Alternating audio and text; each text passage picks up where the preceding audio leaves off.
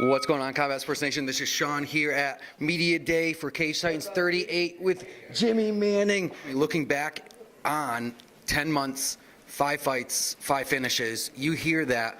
What do you think about that fighter? Yeah, that's busy work. I think I did that at the amateur level too.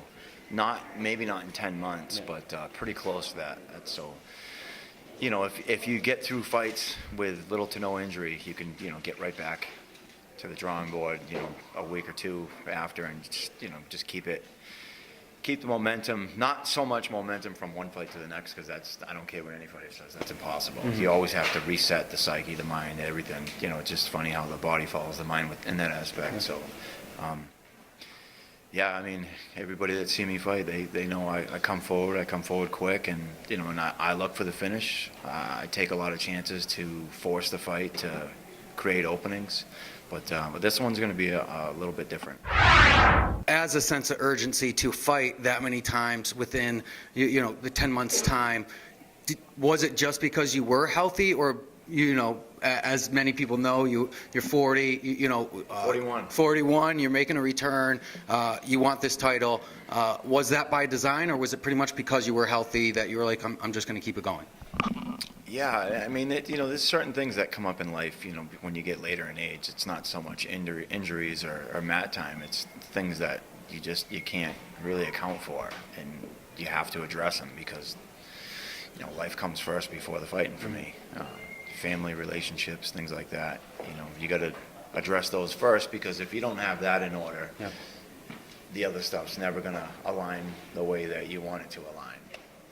But it is nice that I'm here talking to you, because I think 100% I am going to get that title belt around my waist, and nobody's going to stop me. Obviously, I have that mindset. Dan isn't going to stop me. He's thinking, Bearded Dragon just walked in. What's up, kid? Superstar. He's thinking the same thing. He's going to, he wants to move to 6-2 and reinvent himself by beating, somebody like me. I'm just not going to allow that to happen. Your opponent, he's definitely going to be, as many believe in the area, already one of the most well-rounded fighters. I think he's going to be, up to this point, as a professional, your most well-rounded opponent. What do you see as his strength? What do you know about Dan, and what do you see as his strengths? Oh, his strengths are creating angles, distance and timing, controlling the pace. I think that's probably his greatest attribute, and that's extremely frustrating for a fighter if you don't know a lot about the striking game. It can pose a lot of problems, mentally, physically. You can run out of gas real quick if you're trying to always adjust to somebody else's angles, whereas you're closing the angle, somebody else has to shift and change. That all adds up, and that's the web that he throws out, the Charlotte's web he throws out, and he gets his fighters entangled. And then once they can't really move, then he finds his opening and he pounces. How, without maybe giving too much of your game plan, but how do you anticipate in combating that that he brings, that you just described, and what he's going to bring to the table?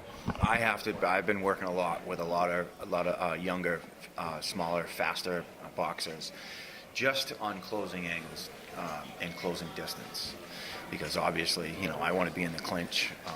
I think that he's a 45er. Mm-hmm. I'm going to have a little bit of size and strength, probably for, however long I'm in there for the first round or two. If it gets in the championship rounds, then we're definitely going to see what we're both made of. We're going to see who's got the bigger heart, and that part is exciting to me, because he's tough as nails, and I'm just really excited.